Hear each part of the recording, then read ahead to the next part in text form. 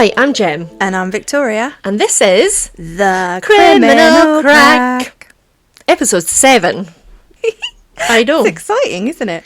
It is. Episode 7. I hope it's exciting for our listeners too. Oh, me too. And we have been remiss in our duties towards our listeners, as we have not been thanking them. We are very thankful for every one of our listeners. And I think we're getting some regular listeners now, which is nice. Definitely. We're definitely getting some interactions. And I've had some lovely messages as well, actually. And I might share a couple, but without naming names. You know, I don't want to embarrass anyone. But no, we've had some lovely things said. And I'm really grateful. Yeah, me too. Because this is just still brand new to us, you know. This is just a thing that we decided to do because we're into true crime, and it's nice that people are enjoying it. It is. It's very nice. We have had a few comments about trying to keep our banter out with the story, which we do try to do, but I sort of feel like if I've got a memory which lends itself to something, then it's okay. Yeah, and we're still going to be us. Otherwise, you could just go and read it yourself. You know what I mean? Definitely. And the one thing I do have to say is that I'm going to be trying hard not to be such a potty mouth. What a load of bollocks. I can't believe you just did that. You wench. You knew I was going to say that I was going to be like this. What have you been up to? I've been working lots. I went paddleboarding again, which was really... Oh, we picked just the nicest day and we went to Berghead. Yep. Which, for those of you not from up here... It's a massive, long, sandy beach. And I'm waiting for her to try and describe where it is because she's got no idea. I'm just not going to do that. But we've been out from there before on a boat and went mackerel fishing and stuff like that. And this time we just thought, yeah, we'll take the paddleboards. And the sun shone on us and it was so beautiful. And there was a seal popped up and came paddleboarding with us. So that was nice. Oh, that's awesome. But there was some plank with a, what they called a jet ski. Yeah. And... he literally aimed for Alfie, the seal, and yeah, idiots. And today's episode is about how Victoria murdered that man. With a spoon. Oh, I will cut your heart out with a spoon. Robin Hood, Prince of Thieves. Fantastic work. Fantastic. Alan Rickman. We love Alan Rickman. We do. Rest in peace. Yeah. As I was saying that, I knew he had passed, but I thought, what if he hasn't? I just had that moment. He has. He did. We lost. He was a fantastic actor. What I love about him in Robin Hood, Prince of Thieves is you can see that he's got a stage pass. Past. Yeah, his career was in stage initially, and actually, his role as Hans Gruber, the villain in Die Hard, that was his very first film. Did you know that? That's nuts, isn't it? A lot of the big names crazy. Didn't start as well. And he wasn't even German.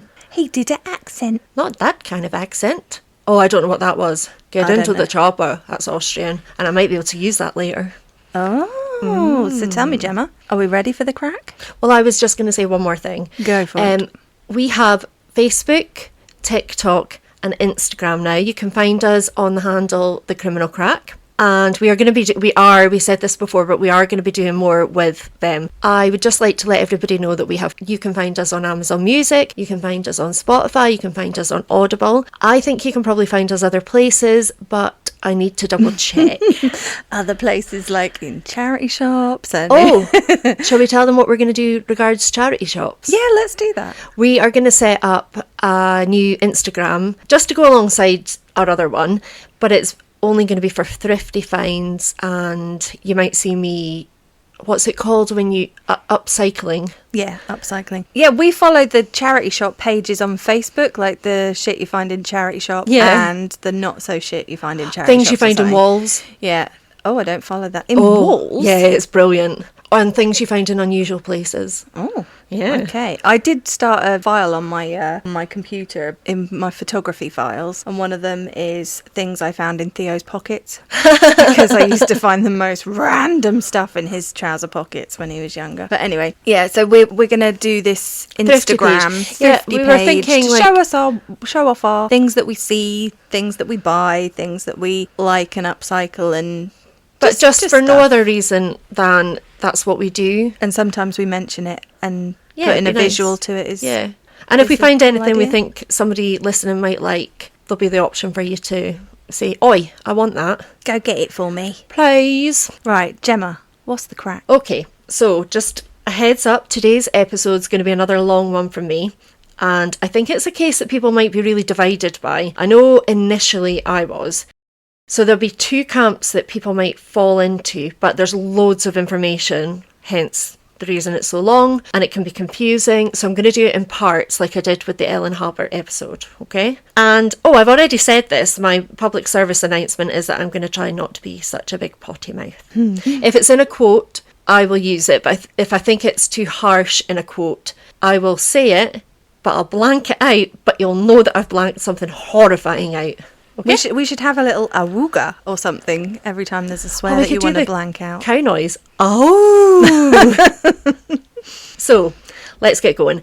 At its heart, this crime involves two friends who took a road trip together, but only one lived to tell the tale. David Coughlin and Rafi Kudikian, aged 21 and 20 respectively, met in 1994 when they were dating women who were best friends. I'm going to tell you about David and Rafi individually shortly. However, just now I will tell you that even though the men had completely different personalities and attended different universities, they still became close friends. David was a student at the University of Massachusetts in Amherst, studying resource economics, while Rafi was doing a degree in journalism at Northeastern University in Boston. Now, these institutions are both in Massachusetts, but the round trip from one to the other was about 160 miles. Over the years, the boys seem to have made it work, and they did live closer to each other, I think about 20 minutes away, before they went on this road trip. Okay, so part one is me telling you about who they are. Robert and Joyce Coughlin are the proud parents of 3 children. David Coughlin was born and then raised alongside his siblings Kathleen and Michael in the suburb of Wellesley in Boston, Massachusetts. By the time the road trip was planned, all the Coughlin children had flown the coop. David chose to move to the town of Millis, Massachusetts, around 14 miles away from his parents' home. Michael, he was even closer. He had a place in a town called Natick in Middlesex County, which is only about 6.5 miles away from the family home. And Kathleen had married and started building a family in Gainesville, Virginia, which was nearly 8 hours away. However, by all accounts, the family were incredibly close, and being apart didn't seem to have any effect on the bond the siblings had. In fact, Michael and David spoke often, and part of the road trip included visiting Kathleen. But I'm getting ahead of myself. In every source I could find, David was described as a really positive person and left me with a picture in my mind that he was an incredibly friendly guy with an easy smile. Family said David loved to make people around him feel at ease and would often do that in a jokey way. Colleagues and friends described him as someone who, at his heart, was an organised and resourceful person who enjoyed order, especially in his work life. They shared that he enjoyed numbers and data, and they would playfully refer to him as, quote, the systems guy, who never quit even when the going got tough. Although, saying that, before heading off on the road trip, David quit his job as a traffic policy analyst in the selectman's office in his hometown. However, his resigning was not as it sounds. Having completed his resource economics degree, his plan was to attend graduate school at the University of California in Santa Barbara because he wanted to gain a qualification in environmental services. He sounds like a bit of a nerd. He sounds like a nerd, but somebody who has the world in mind. An adventure nerd. A more like saving the world, I think. He was that sort of person. Okay. Once that was completed, it was his intention to return to the selectman's office to become a management analyst. Now, just a wee FYI before I move on to Rafi, I'm going to explain the selectman's office, and I know I don't have to, but I feel compelled to make sure that everything I'm saying is explained. I don't know what it is, so please do explain. Well, you're going to love this. Am I? I'm going to caveat it by saying that if any of this is wrong, please somebody let me know. I'm not going to be offended. And I'll poke her in the eye for you. Not in the eye, in the arm. Okay. 6 states in America are grouped together, and they form the New England region. They are Connecticut, Maine, New Hampshire, Rhode Island, Vermont, and Massachusetts. In each of these 6 states, every town has a select board, which is essentially, I think, like a town committee, and they are responsible for making the decisions for the best of their own particular town. And they report to a central New England government. They hold lots of meetings to discuss the good of the town, and locals are always invited to join them and give their opinion. Think of the scene in Jaws where we meet Quint. Okay. When we were watching it the other day, remember Nails I said... on a chalkboard. Don't do it.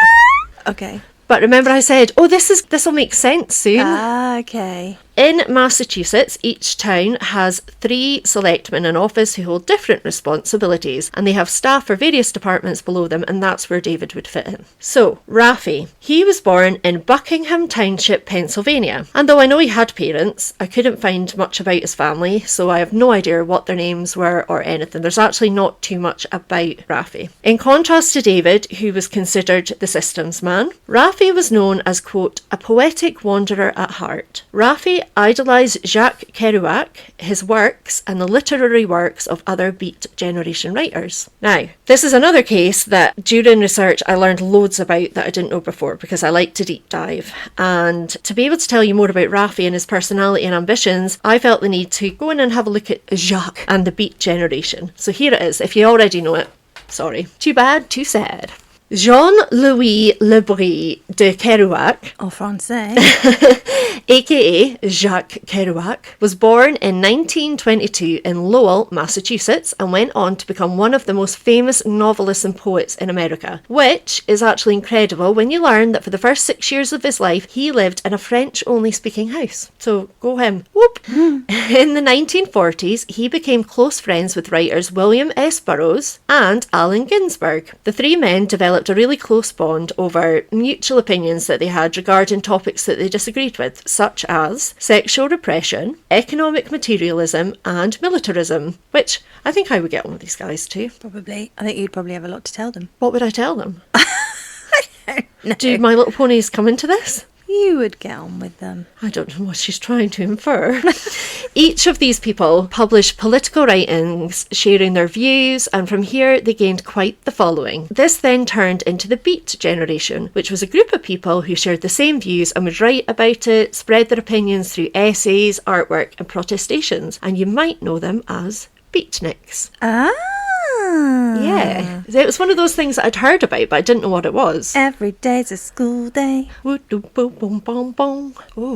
that's our news. I've got no words today if they're not written on this bit of paper. Words fail her. See, I said that they would get on, but actually she'd have just been shoved out of the clubhouse. Why? Because your words were silent. Oh, I wouldn't have been silent. I just Never, wouldn't have been you- talking what they wanted to know. No, you'd have gone off on a tangent. Who, me? So on the subject of cheese,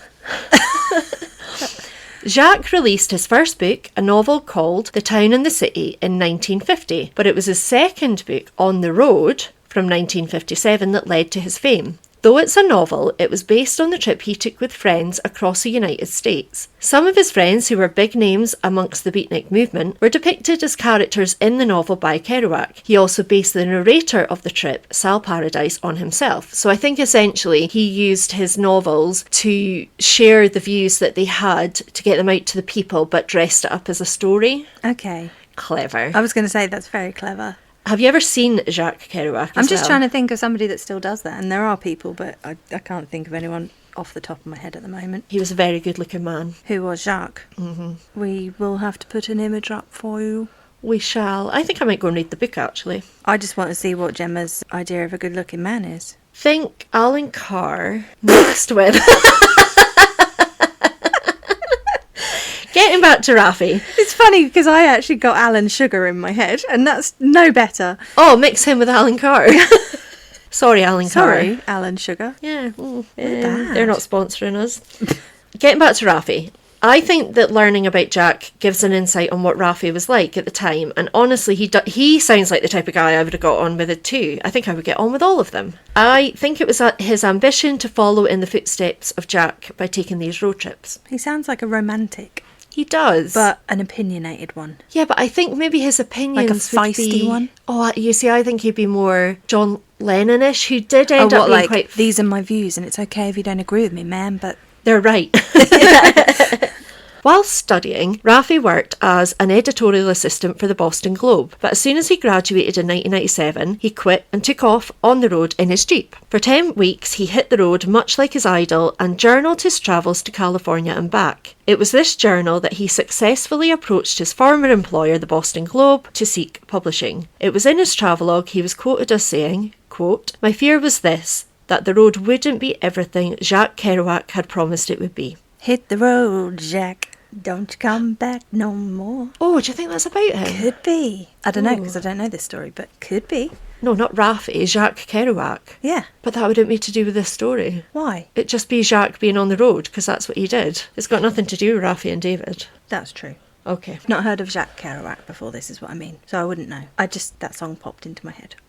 I'm pretty sure that it was everything he hoped it was, and he found that this was the life he craved. He was thrilled to find out that sleeping under the stars was way more his vibe than ever going to a motel. However, despite all this, he wasn't stupid and knew that to fund the lifestyle he loved, he had to work. So when he came back to Boston, he took on an entry-level position at a mutual funds company, which had him essentially writing customer care letters. Obviously, this didn't feed his soul.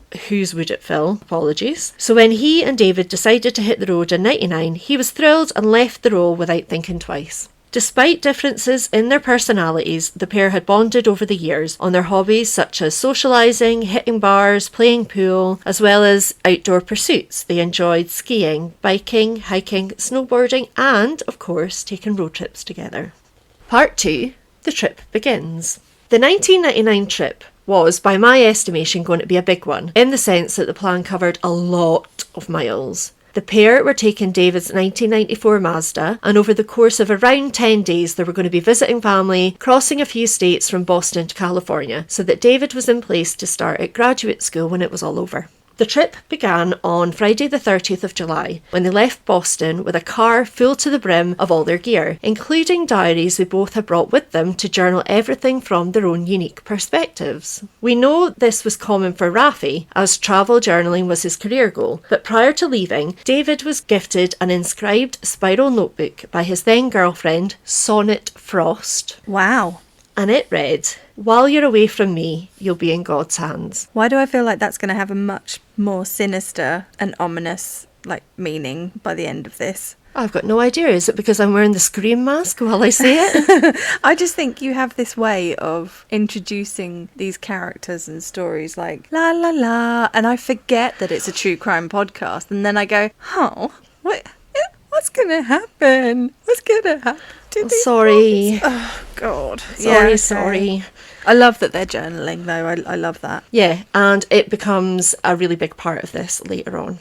From Wellesley, they made their way 302 miles southwest from Massachusetts through Connecticut, followed by New York, ending in Doylestown, Pennsylvania, where they spent some quality time with Raffi's parents, who again I have no more information on. They then hit the road again to meet with family. Now, I don't know how long this leg of the journey took them because even although I've highlighted it in my notes, I forgot to put how many hours and how many miles it takes, but it was quite far. So they went from Doylestown, Pennsylvania to Gainesville, Virginia, and the purpose of this was to meet with David's sister Kathleen and her family. According to Kathleen... So we know that that's 8 hours away because you said that... Oh, yeah, well done. Well done. Well, wait a minute. Yeah, so... Yeah. According to Kathleen, during their stay, David and Raffi were their normal, happy selves. She saw no friction at all. In fact, she saw the opposite. She saw two friends who were enjoying their time together, laughing and sharing in-jokes with each other, including when the pair joined Kathleen and her family on a trip to Arlington National Cemetery, which is located outside Washington, D.C. Just to say, that's my bad writing. They weren't laughing and making jokes in a cemetery, just that they were just normal, how she'd seen them been 100 times before. Is there something about this cemetery? Because that's an unusual day trip, isn't it? Family to go to a cemetery? Unless they have... Well, I couldn't find anything else about it, but I do wonder if they were visiting a relative Or it could be, we have a lot of Commonwealth War. Yeah. Lots of people go to trips to cemeteries to see things about the war heroes and stuff. Yeah, they do. Lost. So it could be something like that as well. It could. I can't answer the question because I'm not sure, but Okay. Yeah, that's a good thought. They ended their stay with goodbyes, hugs, and promises of talk to you soon. The young men jumped into David's car and set off on what should have been the penultimate leg of their vacation. This was set to be the longest part, and I'm not sure how long it actually took them, but according to good old Google Maps, which obviously don't include pee, food, and sleep breaks, the trip from Doylestown, Pennsylvania... That's not where they were. Their trip from Virginia should have taken around 29 hours as it covers a whopping 1,942.2 miles. This, I think, makes you realise how close they must have been to do a journey that long in a car. Yeah, and also just the vastness of the US of A. Oh, I know, and the amount of states. So they drove from Pennsylvania, then through Ohio, Indiana, Illinois, Missouri, Oklahoma, Texas, and then they arrived at Carlsbad Caverns National Park late in the afternoon on Wednesday the 4th of August 1999, which is in New Mexico. So it was quite the distance. Wow, yeah. I mean, I suppose with the right person, that could be really good fun. Yeah, but with the wrong person, that would not be, it would be spicy. It would be spicy. Very spicy. So we're now in part 3, Carlsbad Caverns National Park. And in case you haven't realised, I struggle to say all these words together. And it gets worse. The Carlsbad Cavern National Park can be found in southeastern New Mexico near to the Texas border in the Chihuahuan Desert around 20 miles from the city of Carlsbad, which I find interesting because Carlsbad is known as a beach city, but it's so close to the desert. Carlsbad and the park seem to have been named after one of the 300 million limestone caves in the park, the Carlsbad Cavern. You would love this place. But 300 million caves. Yep, it's a cave network. You'd never see me again. I think a lot of people wouldn't be seen again going in there. And, well, these caves were actually formed, they were a fossil reef that were created by an inland sea around 265 million years ago. How wild is that? I've been online looking at pictures of it and the caves are so beautiful. I want to go on a fossil hunt. Your dad's in the living room. Now, don't get me wrong, I wouldn't personally go in them because caves give me the heebie-jeebies. They are incredible. There's no sharks in caves. You can go into a cave, you're fine. So yeah, I do get the heebie-jeebies, but I get why people would travel thousands of miles to go and experience them, even if you went once. Caves are arguably the main reason people visit this park, but the entire place is a wonderful, beautiful, natural hotspot that I can imagine being blown away by it. Although it does feature elevators, which are like in the side of the canyon. So if you can't be bothered hiking all the way down, you can go in an elevator. And that, I don't like that. I don't know if they're glass elevators. I don't want to be pinged into the sky like Charlie Bucket. See, I quite like that because I'm wondering at the moment what they've done at my beach that I go to, my secret beach. They are filming The Odyssey. So Christopher Nolan, loads of Hollywooders, they're all around at the moment, around this area. And my secret beach that I go there to read, actually. I love it because it's hard to get to, so you don't get many people on it. And I'm wondering, how are they doing that with all these people going up and down the mountains, the cliffside? They must have put in steps or some kind of zip line, temporary elevator, a big whooshy slide, maybe. Oh, a whooshy slide, you could ask them to leave it. Yeah, exactly. But so I kind of like the idea of it makes it more accessible to more people, but at the same time, it's quite nice when things aren't accessible to a lot of people because then it remains more special. So there. For those who enjoy being in nature, hiking, walking, camping, and even kayaking in the caves, it offers a mixture of both developed and undeveloped pathways and trails. There are walks at different heights, different lengths. There's walks for all levels of ability, and it includes desert terrain that is challenging to negotiate, but also areas which are easier to navigate and fairly well walked, in contrast to those that are really remote and rarely see people visiting. In short, it seems to have been the perfect place for two best friends to spend time together before arriving in Santa Barbara to rejoin their real life of studying and employment. Especially when they're both sort of active outdoorsmen. Definitely. Yeah, sounds great. I want to see the pictures now, though. I'm fascinated. It sounds... You're going to love... Yeah. You will love them. I'm going to have to put it on my bucket list to go with my camera, aren't I? Well, you see, you would go and do that. I'm happy to see them online and I feel like I can tick that off my bucket list. On Wednesday, the 4th of August, 1999, David's Mazda pulled into the entrance of the park and headed towards the car park of the visitor centre, which was located just off something called the Scenic Loop Drive. Jumping out and stretching their legs, they went and applied for a one-night camping pass and told rangers about how they wanted to visit the famous Carlsbad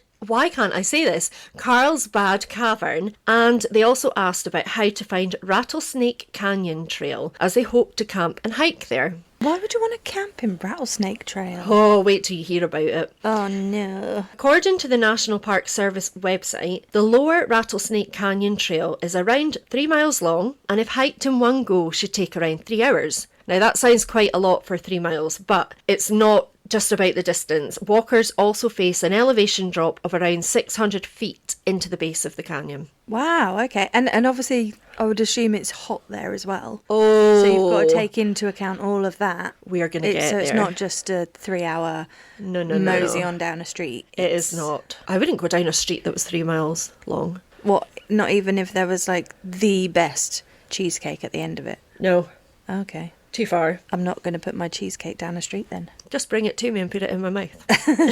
In your face hole. Rangers helped them out and explained that the trail was just off that scenic loop drive. From a map, which I will share, they basically had to drive straight until the road took a hard right. But rather than going right, they had to stop and park there just off the road in like this little gravel car park area. Then they would be able to follow a path that would veer left.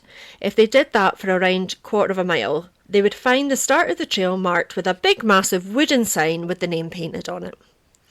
Happy that they knew where they were going, Rafi and David got back into the car and drove away towards one of the remotest parts of the entire park.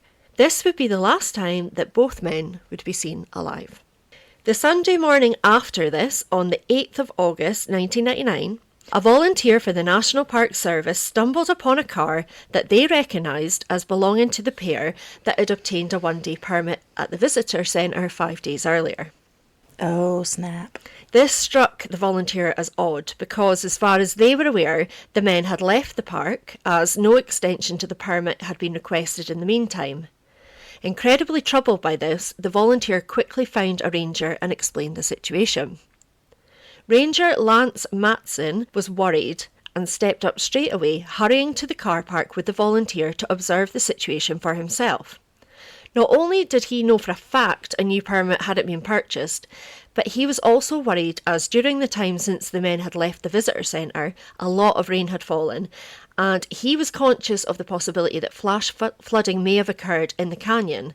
So, of course, he initiated a full-on search. Good boy. Well done, Lance. Matson then made his way from the car park to the trail, knowing that that's where the men had planned to go. Finding a good vantage point high above the trail below, he scanned and his anxiety regarding the men's fate elevated immensely when he saw their tent located in the bed of a stream at the very bottom of the canyon. Oh no. This was a really bad omen given the previous bad weather. It was not the place to set up camp. Around 25 minutes after the search had begun, Matson had descended to 240 metres from the base of the canyon. And what I'm about to share with you next came from a criminal complaint prepared by the Ely County Sheriff Office, which had been filed initially in Carlsbad's Magistrate Court. According to Matson, when he made it to the stream bed, 100 metres or so from the trail, he found what looked like a body lying on a bundle of rocks covered by a tarp. I'm going to assume that it took Matson a few deep breaths before, and with great trepidation again, an assumption, lifting a corner of the tarp, where he discovered the body of Rafi Kadikian. Now, I'm taking liberties with my writing here, but possibly with his heart in his throat, Matson wouldn't have realised that Rafi was alive until he heard him say, quote, "Please tell me you have water." Oh. Yes. He's alive. The relief that must have gone through the ranger at that moment, finding out he was alive. I bet he jumped. You would, wouldn't you? Handing over a bottle of water, Matson advised the man, "Just sip it, buddy." Then Kadikian reached out for the water that Matson proffered, chugged it quickly, and then threw it all back up. Oh. Waiting patiently, though concerned, Matson asked the man where his buddy was. Replaying the moment in the complaint, Matson reported that, quote, "The defendant then pointed over at a small mound and said, 'Over there.' Then, I killed him." I was going to say the defendant. I didn't say defendant. You did. Oh, I didn't mean to. You gave it away 2 seconds too early. Sorry. I said at the bottom I want to take a moment here for Victoria just to let it sink in because it's quite big. It's quite big. Following Rafi Kadikian's cold admission, Ranger Lance Matson walked over to the mound of dirt covered in white rocks. Beside the mound, he noticed that there were some large rocks which appeared to have been placed in a pattern that read SOS. Looking down at the piled up rocks sat atop the dirt, he reached over and removed a flat rock, revealing a bump that he thought could be a human nose. Replacing the rock, he listened as Kudikian explained the events leading to the death of one of his best friends. He put the rock back on his nose. Probably because it's a crime scene. Yeah. Well, you've got to assume. We're now going into part 4, which is what Raffi said. Much of what you are about to hear comes from testimonies in the Ely County Sheriff Office complaint, 16 specific entries from the journals of both David Coughlin and Raffi Kudikian, a New Mexico law review written by Sean Marie Boyne and Gary C. Mitchell, an article written by Paul Duggan for the Washington Times and Cape Cod Times, and an article by Christopher Reed for The Guardian. I'm going to share Raffi's version of events, but to help you really understand the situation these men were in, I'm going to include additional information to help set the scene in your mind. Yeah, it's chaos at the moment. Okay, so let's dig in. When the Mazda peeled out of the visitor centre on the previous Wednesday, the men followed the route shared by the Rangers to a T. Finding the gravel area to park up, they manoeuvred the car into a safe place and excitedly hopped out. As the intensity of the New Mexico summer sun beat down on their backs, they began unloading their camping gear ready to hit the trail. They found the Rattlesnake Canyon trail sign quickly and started making their way down to where they would set up their tents. Now, when I originally heard about this case, I thought that the pair were familiar with the kind of hiking that they'd planned to do on this day, and would therefore have been adequately equipped.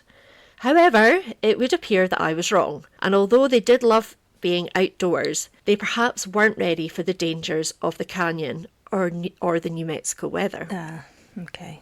A survival basic for the level of heat that feels like you're being baked in a beautiful old aga is water, and not just your recommended daily average of 2 litres. I'm not sure how much the pair set off with exactly, but they had consumed half of what they had even before they arrived at where they planned to stay. So remember, they just arranged a 1-night permit to camp. Now, this was meant to be a short stay, do the trail, sleep out in the wild, check out the caverns and head back to the car. So maybe they didn't realise that they had severely underestimated what they would need. Hungry and tired from the walk and the heat, the men then used 1/4 of the water they had left in the canteens, bottles, whatever it was, to cook some hot dogs. Oh no.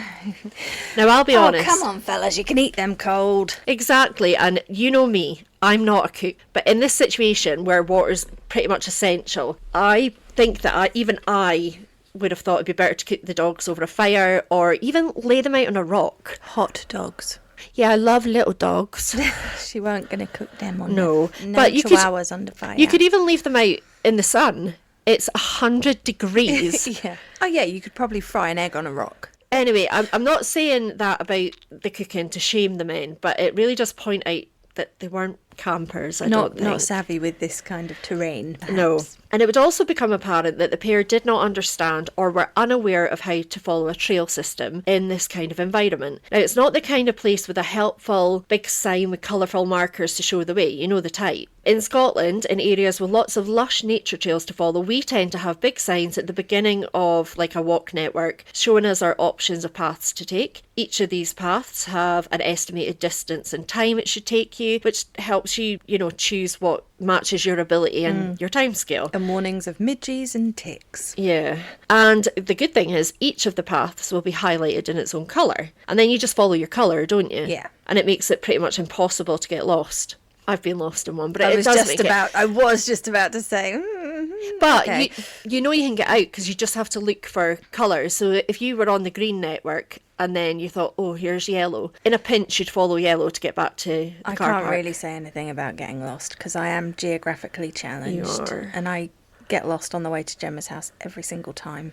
Yep. The Rattlesnake Canyon Cavern Trail was not set up like that. It was meant for experienced trailers who were used to using the cairn system, which is essentially small piles of rocks left to mark the way, which we also use in Scotland, but it is for people who are experienced and know what they're doing.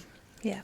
To give you a visual of the environment the men were in, picture rambling plants, pathways stomped down by previous visitors. They snaked all over the canyon, and on the topic of snakes, The trail has not been named ironically due to a lack of them. Oh, no, no, no. I was waiting for the snakes. Oh, no. Yeah, it's home to various types of snakes, and the sound... Could one of them be a rattlesnake, perhaps? Well, the sound of warning rattles is not unfamiliar, Victoria. They aren't the only living creatures that can be encountered. Oh, good God. Rattlers share their home with a diverse range of creatures from bobcats and foxes, coyotes and cougars, and even black bears and scorpions. Oh, wow. Black bear's the friendliest of the bear family. Back to those slithery snakes, though. The creek the boys decided to settle into was a particular hotspot for them, as they're known for following its path to try and stay hydrated and cool. Oh, no. Which is clever, but yeah. Clever of the snakes, not clever of the nerdy boys. Oh. The actual terrain in the canyon is typical for arid desert areas. The plants that survive there are those that can withstand drought, and they're the tough boys of the plant family. That's what I was thinking. I had genus in my head, but family's better. Yucca plants and cactuses grow there in amongst the abundance of mesquite, which is plentiful there. Surfaces coated in this are not the easiest to traverse. Now, mesquite is basically a blanket term for small trees and plants that grow despite a lack of or little water. An interesting fact, they are part of the legume family. There's one for your quiz nights. Beans. Legumes. Beans. Legumes. By the time David and Rafi woke on their first morning out in the crippling heat, they'd completely run out of water.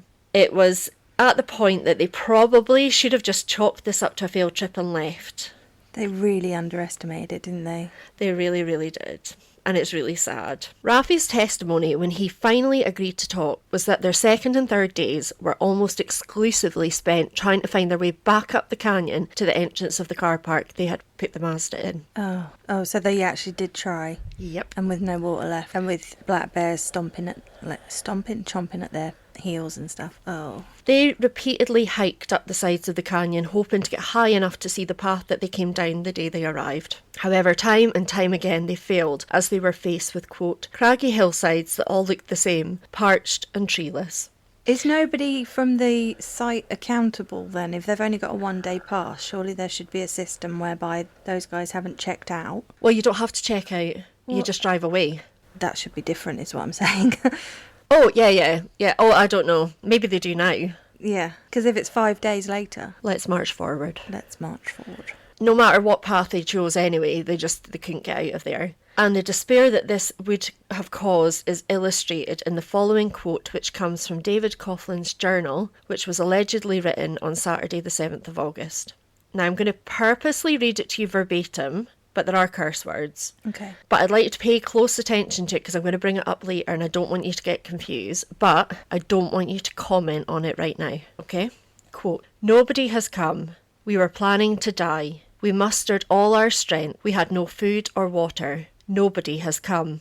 We went back to camp in hopes that St. Nicholas would have shown up. Nobody had come. No water was left. We thought we had found the way and set off sat. Wasn't it? So before we go on, I'll acknowledge that I know that that's written in past tense, but we're just going to put a pin in it and move on, okay? Because we're going to come back. One of the most tragic parts of this case comes when you learn that their base was really not that far from where they left the car. Heartbreakingly, it has been said that as they desperately tried to literally crawl out of the hole they were in, there was a cairn that, had they known what it signified, would have led them to safety. And it's likely that they passed this more than 50 times. Oh, no. Oh, this is horrid. I know, it's not a nice one. Well, none of them are nice, but it is horrible. Later, Rafi will say that he thinks the reason they kept trying out the same routes was because they were really suffering with the effects of dehydration, which include becoming disorientated, lethargy, and being temporarily cognitively impaired. Now, dehydration plays a huge part in this case, so I'm going to go over the symptoms and stages of suffering from it later, and I've got support and evidence from case experts. I will also be sharing the opinions of law enforcement and witnesses regarding the effects they saw during this time. Now, the reason I'm doing this is I want to provide factual information and the opinions of those who had the first-hand information while staying as unbiased as possible in my retelling, because I want you guys to make up your own minds what you think. Which doesn't make sense right now, but it will. After Matson found Rafi and the body of David, he gave the latter a quick medical assessment, like a once-over, because he was the first ranger on scene. Was he a first aider as well, I'm assuming? Basic. In the complaint filed, he reported that it was his opinion that Rafi appeared to be fully awake and was not displaying any signs of disorientation. He noted that the skin on his face was tented, T-E-N-T-E-D, which relates to how the elasticity in the skin bounces back after being stretched. And this can show how dehydrated a person is. So basically, the quicker your skin bounces back after it's been stretched, the more hydrated it is. Yeah, so if you can do it on the back of your hand. Yeah, you can push your finger down. You pinch, and if it sort of takes a long time to go down, then you're dehydrated. Yeah, or you can push your finger down, and you know how it goes white? Depending on how long that white takes to disappear, we'll see how dehydrated you are. Drink lots of water, people. Yeah, I was going to put that as, actually, guys, when you hear all the different symptoms and how dehydration works, I can guarantee that a lot of people will think, oh, that's why I feel so crummy in an afternoon, because I've done it myself, I do it myself. So he felt that although Rafi's blood pressure registered as normal, his pulse, which was 125 beats per minute, was higher than the average, and he wasn't happy with Rafi's breathing because it was a little bit faster too. So, using his radio, he put a call out to other park rangers, alerting them to the current situation and requesting further medical assistance.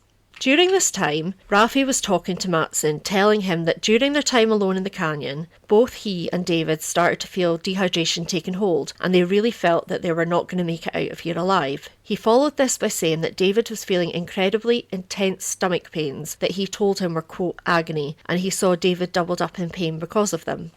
This led to Kudikian sharing, quote, my buddy asked me to do it. In the complaint, it said that the man then said that they, quote, we're going to do it together. Now, obviously, at this point, we know that this plan never went ahead because David was dead and Rafi was not. Ranger and medic Mark Macchia arrived shortly after this and hooked Kudikian up to an IV as a precaution measure before being transferred to a hospital by military helicopter. He was observed and given more tests there for around an hour before being discharged to the custody of Eadie County Sheriff Mark A. Click after he was declared fit enough for questioning. Reports show that tests had found that Kudikian was, quote, at least 20% dehydrated when the park rangers found him. But this didn't make a difference to Click and the other investigators who believed there was more to this story. Click, also referred to as Chunky, it says that in every article, but nobody calls him that in the article. I'm like, why are you outing him as somebody called Chunky? He might be the really slim, and it's just one of those ironic names. Because I used to know somebody that didn't have an arm, so he was called Lefty, and it was that one that was missing. So anyway, Click transported Kudikian to his station and questioned him at length. However, this did not prove to be fruitful, as Kudikian refused to discuss anything that happened after he and David arrived in the national park. Despite all this, Click charged Kudikian with an open count of murder and moved to find witnesses and experts to support this. He was held in jail for around 2 weeks before being arraigned. To secure his release, his father stumped up $50,000 as a cash bond, which allowed him basically to get out of jail. And initially, he wasn't allowed to leave New Mexico, but he was quickly given permission to go and stay at his parents' home to wait until he was required to attend court. Yep. Can I just ask, so they charged him, is the system different over there because they charged him before they'd done all the investigation? Whereas here, they have to do the investigation. Yeah, so is it slightly different there? No, it isn't. It is the same there, but you'll find out in a minute. Okay. So before Rafi left in the chopper... Oh, I thought you were going to do the quote. I was, and then I was... scared. I thought she was going to tell me off for doing an accent. Get to the chopper! Thank you very much. Investigators and more rangers arrived in the canyon to begin processing the scene and trying to figure out what on earth had gone on. The entire time they were working, David's body was in their presence. Knowing this makes me really, really sad. His poor family didn't get his body back for ages. His body was not helicoptered from there until the following Tuesday, the 11th of August 1999. 3 days later, friends and family came together to pay an emotional tribute to David with a memorial service held at the St. James the Great Catholic Church. Rafi, who was still being held in jail at this point, obviously wasn't in attendance, and his name was only brought up once when Michael, David's brother, said in a heartfelt speech that, quote, if David were here now, he would tell us all to pray for Rafi. So I think they were a very religious family, and I think Rafi's family were the same. Due to the circumstances and ongoing investigation, the family were unable to finally lay him to rest until 11 a.m. on Friday the 21st of August. His final goodbye took place in the same venue as the memorial, the St. James the Great Catholic Church, which I assume is maybe their family church. Yeah. They're obviously religious as well because of what his sister put on the diary for him, the journal. It wasn't his sister, it was his girlfriend. Oh, sorry, his girlfriend put on the journal for him. So, yeah. Part 5. Investigation, court case, case conclusion. I want to take you through the work investigators did and what they found to support charging Kodickian. Don't worry though, after this we'll go into the court case which had to happen despite how David died, which is why he got charged when he did. Right, okay. And the defence arguments, I'll go through the defence arguments too, before I then end with the conclusion of the case. At this point you may be thinking that this was a mercy killing. And at this time, this was the rhetoric that the newspapers were pushing, so the public probably thought it too. I assumed it was kind of a suicide pact, but because of the circumstances they were in, not like they went down there expecting to do it, planning to do it, but actually, how are we going to get out of this? We're not, I'll do you, I'll do myself, sort of thing. And that's, we'll go into that, but the reason that he had to be charged at the time was because in New Mexico, mercy killings and assisted suicide are illegal. So it doesn't matter what happens next. Rafi is going to face some kind of court hearing. Well, yeah, and obviously he didn't kill himself, which was obviously supposedly the plan. So yep. And that's the reason that I'm covering the case today, which some people might wonder, this isn't true crime, but it is a crime. It is. Yeah. As is normal in cases of suspicious death, cases should always be treated as homicide until evidence is found which supports otherwise. This is why scenes have to be preserved, witnesses spoken to and all leads followed up on. This is also why, as awful as it sounded, David's body wasn't taken away for so long. Technically, this means that the investigation began as soon as Matson arrived at the camp. So, for this reason and for continuity, because I want to keep everything in chronological order, we're going to start there. Matson has explained that when he arrived in the men's makeshift camp on Sunday the 8th of August 1999, straight away he noticed that the place was in a real mess. He saw that there were 3 empty water containers, which he estimated could have held about 2.8 litres of water each. If this was all they had at the time, then he agreed that this wouldn't have been enough. But he, Makia, Click and other officers also questioned if this was a sign of a staged scene. Click, in particular, would later theorise that maybe everything had been done to make a bigger story for the book that Kodickian hoped to write after their trip. That they weren't prepared and had to be saved from the elements by rangers. Perhaps David's succumbing was a fatal flaw, or Kodickian let him die. Matson was also the first to see the rocks that had been hauled over to create an SOS sign and those that had been placed on top of Coughlin's body. These findings would become integral to the investigation. Makia, who was the second to arrive that day, was also confused by what he found when investigating. He noted that on arrival, one of the first things he saw was part of the pair's tent hanging in a tree. Later, it was discovered that for some reason the base, so like the floor of the tent, had been cut out, and bizarrely to this day it's never been found. He and Matson were also puzzled when they came across food there that had not been eaten. This included a huge tin of beans that hadn't been opened. Now surely before pure desperation hit, the men would have eaten those. Investigators also found a pocket knife which folded and had a 4-inch blade, and 2 burnt out campfires located around 6 metres apart. And I wonder if that was they both had one next to them for sleeping. According to Makia, when the cold ash was sifted through, it was possible that they found evidence of a sleeping bag in it. Now, we're going to address all these findings soon because all of these things gave cause for concern. But when investigators found the journals of the 2 men and they were taken into evidence to be examined, it was clear almost immediately that they had hit pay dirt. It turns out that while Rafi had refused to talk to Clink in prison, these journals would do the work for him. The night before the hikers were discovered, in the nearly 100-degree heat, Rafi had sat himself down with both David's journal and his own.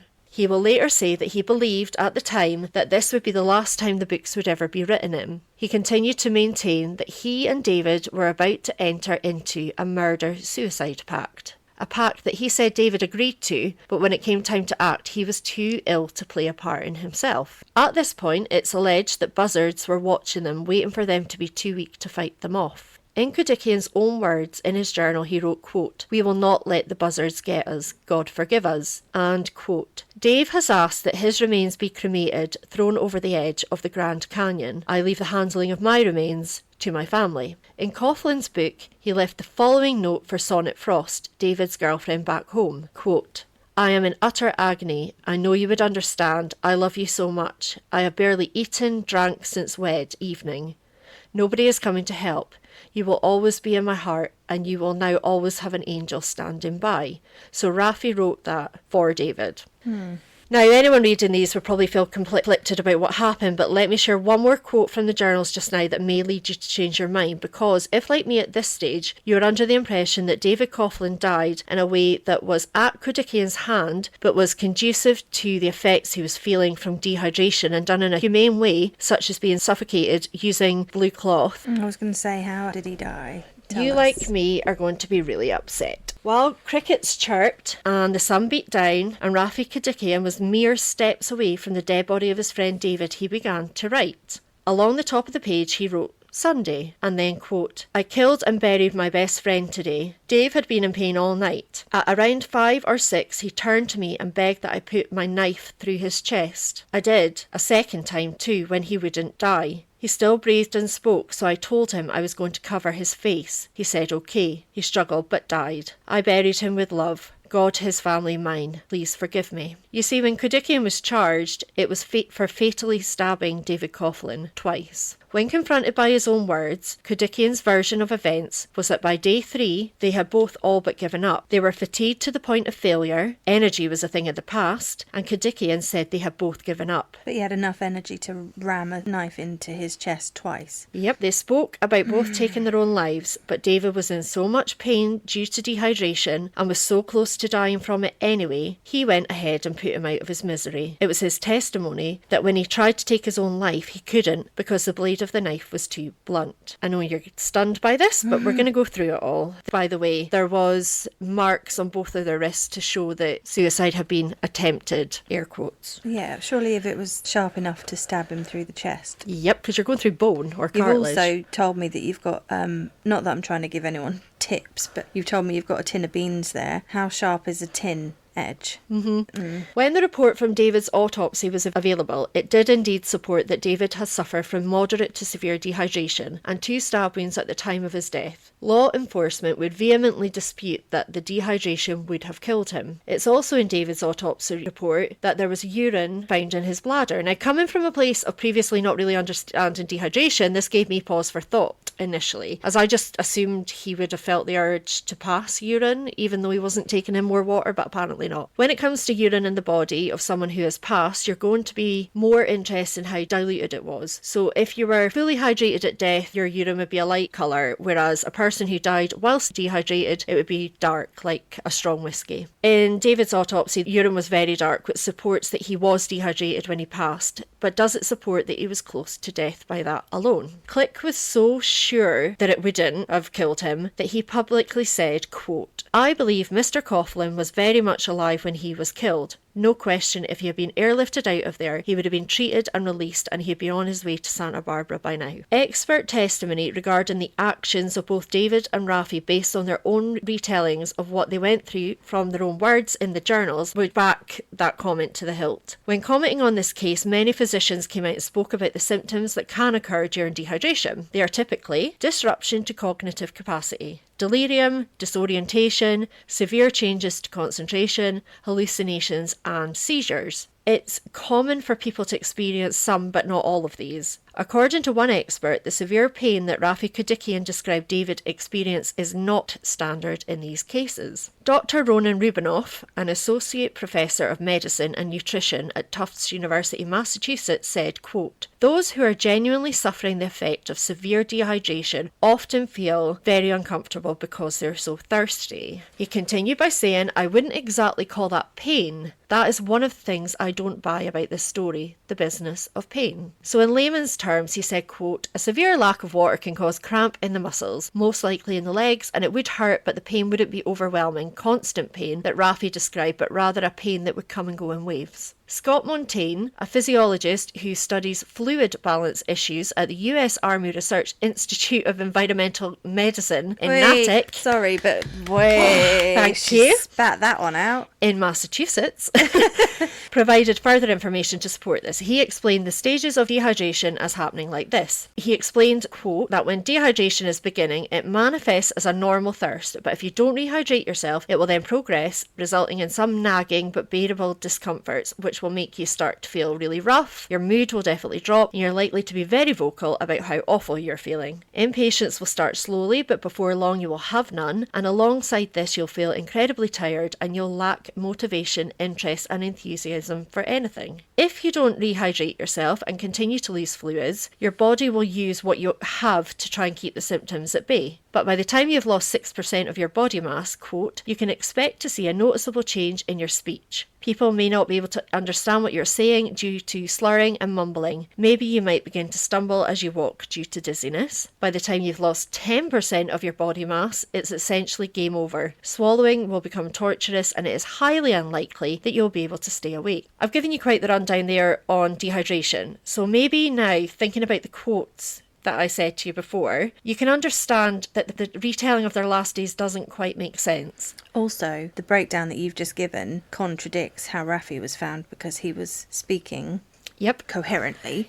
And he wasn't slurring his words. He wasn't disorientated. I was about to say, also remember how Matson described Raffi when he first found him. In terms of these symptoms, how many was he actually displaying? The first red flag from the journal entries I shared with you is the passage that David allegedly wrote in his diary the night before he was found. The one that was written in past tense, and I told you to put a pin in it. If that was legitimately written by David and he was close to death, well, it couldn't have been, as he wouldn't have had the cognitive functioning or the energy to write anything like that at all. Now, just a small FYI, I'm not saying Raffi lied about David being in pain. He could well have been, but it's way more likely from a source other than dehydration. One source I found was Raffi explaining that when they allegedly ran out of water, they began to eat cactus fruit plants. And this could cause pain because it can be toxic to humans. However, wouldn't Raffi have suffered as well? Exactly. When the journals were examined, it was also clear that entries were written in more than one handwriting. Raffi admitted to writing the entries on the day they were found, but I don't think it's out of the realms of possibility to think he wrote a lot more than that and that David's alleged last entry was written by Raffi on the Sunday, and that's why it's in past tense, because he made a mistake. Yeah, it doesn't make sense to be in past tense, does it? No. In the entry written for Sonnet Frost by Raffi, allegedly on behalf of David, it says he had, quote, barely eaten and drunk since Wednesday. And this is another big red flag, as if you remember, Matson and Makia found food at the campsite, including the big tin of beans. Before dehydration has a chance to set in, why did neither of them think to eat those? It makes no sense because they weren't idiots. These were intelligent, educated men. Then, if you consider that Raffi said that on day 3 he and David made the murder-suicide plan, if David was so close to death, it's unlikely that he would have been able to think straight enough to make a plan, let alone verbalise it. Now, I can't go into all of these, but from listening you will already have been able to make links yourself. I think, for example, if Raffi was also struggling like he said, how did he manage to dig a grave, move his friend's body and lift rocks to cover him? And he then moved huge rocks to make SOS. Where did he get the energy for that? I also don't quite understand why he would put those rocks over his friend. Why would you do that? Maybe if it was to an stop SOS, the vultures getting to him? Potentially, but if it was an SOS that you want somebody to see from the air, actually putting a body next to it might have helped. Might have, as sinister as that is, yeah, you'd go, oh, that's really serious. There's actually a person there. Now, obviously, the case against Raffi wasn't based purely on the scene and his behaviours in the aftermath. To make a case, law enforcement and prosecutor Les Williams had to find a motive for why Raffi would want his friend dead. Click thought the answer would lie in Boston and the friends they shared, so he sent senior investigator Captain Eddie Carrasco to try and find a motive that made sense, something that would explain Raffi's actions. However, this trip was a total dud, with the captain saying, quote, no one I talked with ever heard a crossword between them. Now remember, David's sister as well, Kathleen, would back this up, saying that they were the same as always when they visited her on the road trip. This was a big blow to the prosecution, who truly believed that the killing of David Coughlin by Rafi Kadikian was done with malicious intent. Something came up at some point about the possibility that David had slept with a girlfriend of Rafi's at some point, but nothing else has came from that. Also, I don't think you'd go as far as plotting this whole trip to go and do that where he did it if it was that kind of revengeful. I don't know, because vengeful thing. People have done some crazy stuff. It's more likely he saw himself as this enlightened writer and wanted a story to sell, which is horrid, but... And earlier when I said that that was a possible motive, it kind of falls into my theory, so I'm going to be biased now. I wonder if David died before Saturday. I think in that extreme heat it would be really difficult for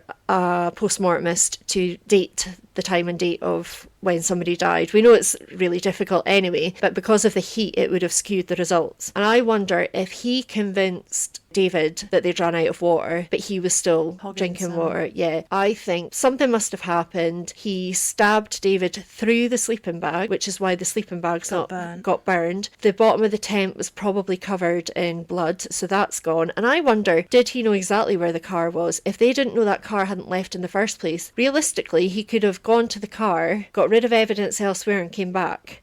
I definitely don't think it's a mercy killing. I agree with you with the tent and the sleeping bag, because tent would easily burn. We know that. They're extremely flammable. I'm not saying it was necessarily burnt though. I think because they would have found remnants of the plastic in it. I think he got rid of it. Not necessarily. Well, if you find parts of the sleeping bag, you're bound to find parts. Yeah, but that's got a zipper and stuff is what I'm thinking would have been left over. Would they have gone so far as to test the ash to see if there was plastics in it? Probably not. No, but it said, what did it say about parts that I don't think it wasn't the zipper, I don't think, that they found. Anyway, neither of us are ever going to know, but we're just thinking. Spitballing. So in May 1999, Rafi Kadikian went to trial and pleaded no contest to the second-degree murder by stabbing of David Coughlin. He was being defended by lawyer Gary Mitchell, and initially they were going to use the defence that Kadikian suffered from, quote, involuntary intoxication brought on by dehydration. However, this option was taken away by Judge J. Forbes.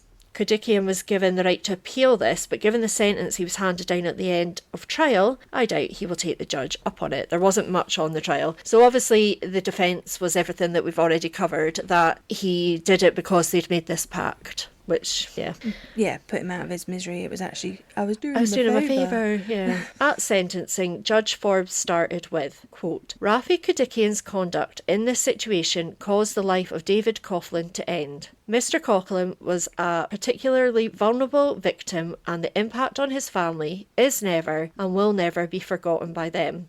As the Kadikian family cried. It is believed that Rafi Kadikian showed genuine remorse from the beginning, and before sentencing, with Judge Forbes saying he had a conscious and rational understanding of what he did at the time he murdered David Coughlin.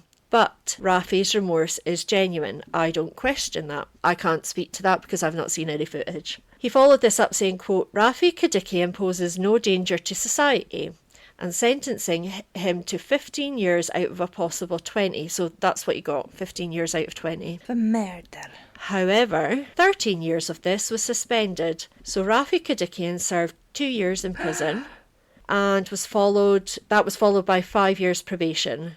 So get out. I know. So if he had violated that probation, he would have ended up doing his 15 years, but he obviously didn't because I've not found anything about it. And they're not normally very lenient in America. They don't normally do things like that. Like, you'd get that for stealing a pencil sharpener, you know. That's, wow.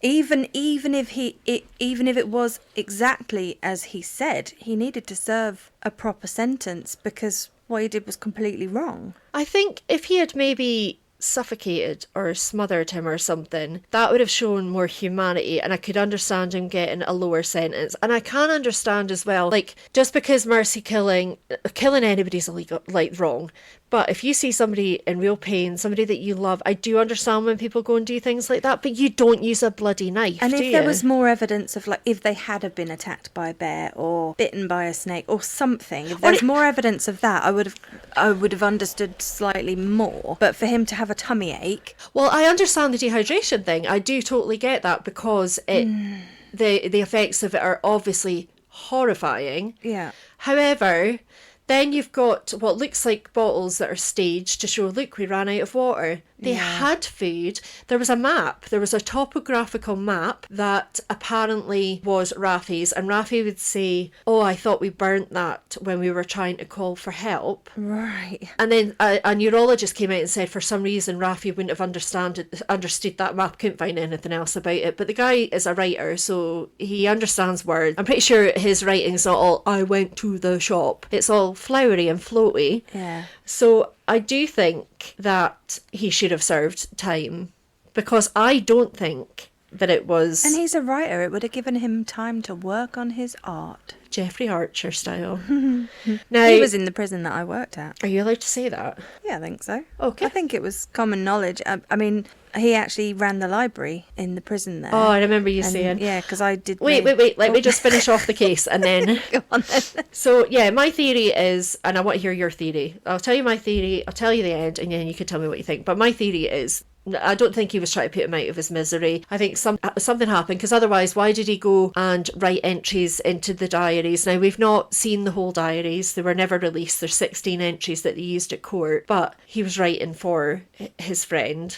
I don't think there was any need to do that. He could have said, before David died, he said this. If he was going to kill himself, there was other ways he could have done it. You know, like you said, he could have used the tin. He was fine. You know, he posed himself, I think, in that lying down with the tarp over him. What was he, just waiting to die? And he was fine. Within an hour of being in the hospital, getting tests done, he was fine. So none of it makes sense. It's really... It's not straightforward at all. No. But I don't believe he ever intended to kill himself. No, I don't either. And I think, yeah, stabbing someone is too brutal. You wouldn't do it. If it was genuinely out of mercy, that's horrendous. You just wouldn't. And like you say... You had to do it twice. Why with the journal entries? And unless it was a case of, oh, God, what if I survive? I'm going to get in trouble. Yeah, but I think he always knew he was going to survive. But if you were as dehydrated as he made out, you wouldn't think that. Though you wouldn't think to yourself, oh, what if I survive? No. They're going to think I've done something. So I better write these journal entries. It'll show that he died of dehydration, but you've just stuck a knife through his chest. Twice. Yeah. The Coughlin family didn't attend the sentencing, and I'm ending it with their thoughts because they're the ones that really matter in all this. They sent a fax with a statement to the prosecutor, Les Williams, and it said, "We can think of no reason why Rafi would have wished David any harm or pain. Moreover, we cannot presume to know what transpired, or the thoughts and emotions the two experienced during the days before David's death. To be sure, we have questions. However, we find it difficult to believe there was any malicious intent." And I think maybe you have to feel that, or you would go mad, wouldn't you? Yeah. Obviously believe in a higher power, don't they? Like you were saying about religion and stuff. I think there must be something in their faith that's keeping them of that opinion, because I would probably have a much more difficult job to feel that way. Yep, me too. Yeah. And I suppose, like you say, good for them. Not in a, God, that sounds patronising. No, it didn't I sound just meant- patronising. You meant if that's the way they cope. Yeah, then I'm glad that they've got that. So what is he doing now, I wonder? Excuse me, I didn't look it up, but I've got a feeling he's some sort of public speaker, if I remember rightly from when I first heard about the case. And did he release a book? Has he released anything about this? I honestly never looked. Probably. Or is it something he wants to forget? Not a That clue. would be a tell, wouldn't it? Yeah. It was a good case. Yeah, and it was definitely Really crime. interesting. I really thought there was going to be more snakes involved. Lions and tigers and bears. Oh my. I slipped that in there on purpose. Not that I want to make it... It's not about making it more entertaining. It was about this is the desperate situation they were in. Yeah. But I just think... and other people have came out and said if it was them, they think they would have carried their friend who was really struggling out of there if they had to. One of them could have gone and found help. You hear about the adrenaline and people lifting cars and stuff, don't you? It's definitely not black and white, is it? No, it isn't. and if they were best friends as well. I also think if he died the day before, that's a lot for somebody who is supposedly dehydrated and very close to death to do, with all the rocks, with all the lumbering, and they kept the fires going, didn't they? So they were obviously getting wood for that. No, the fires were, they were totally they're out. gone? Yeah. All right. So I just wonder, was it planned? Did he always intend to do something? And the other interesting Who chose thing, that location? I was about to say, so David's uncle had been there and he had recommended it, and I'm pretty sure he would have said, quite rough going, but it's worth it and blah blah blah. So they didn't go in there blind. They went with that in mind. They didn't say where's a good place to hike for two people that enjoy hiking but would like amenities near novice, to them. yeah. So yeah, that is the story of David Coughlin. Did his ashes get... Don't know. His family are very private. They've not released, shared anything like that. Respect that, yeah. Yeah. Hopefully he got wished to be scattered in the Grand Canyon. Was that his wish? Oh, well, yeah, was that genuine? Oh, you just I throw know. it in there at me. Sorry. Before we go, I'd like to share a podcast that I've listened to. It's called Missing in the Amazon. In one of the most remote corners of the Amazon jungle, a journalist and an Indigenous defender disappear without a trace. Missing in the Amazon is a 6-part investigative podcast that looks into what happened to them, told for the first time by the people closest to them. His best friend actually worked on it. So is this something that you've listened to and Yep. personally recommend? Yes, I put my stamp on this. It is from The Guardian, Missing in the Amazon, and I have one more that I've also listened to. I listened to a podcast called Case File, but I have to say it properly, it's an Australian one. Case File. Case File's the main podcast, but I think they produce other podcasts as well, like little series. Baby podcast. Yeah, and there's one called Missing, how do they say it again? Missing Nima. Nima. The name is spelt Neve in the traditional way, Niamh. But when Neve was born, her parents thought, oh, a lot of people won't know how to say this, so they called her by the other name, and it's a couple of weeks ago since I listened to it, so I can't remember. But anyway, Neve, I'm just going to read the about on it, you'll find it on Spotify. When 18-year-old Neve went missing in 2002, her family did everything they could to help the police to find her. But like so many missing persons cases, there comes a time when the leads dry up and there's nowhere left to look. Researching what was meant to be a single episode, the Case File host found so many intriguing elements, he took 4 years to make this series, and it's definitely worth a listen. Excellent. Thank you Yeah. very much. You're very We'll welcome. share those as well. Can we? Yes, I We can share share the them. links and stuff once this is out. Yep, I And, shall put a note to do that. Excellent.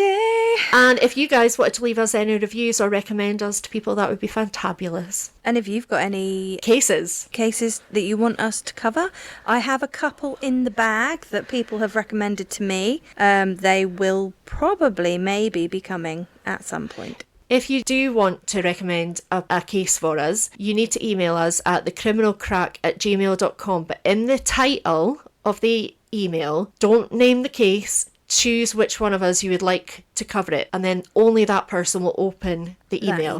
So Because in the we like to subject keep them line, secret. Put either Gem or Victoria. That's all you need to do. You can And- put Gem or Victoria case recommendation, but the other person will pinky promise not to look. So thank you for being here as always. We love you all, Love you. and we'll see you next time. Bye bye. Keep on trucking.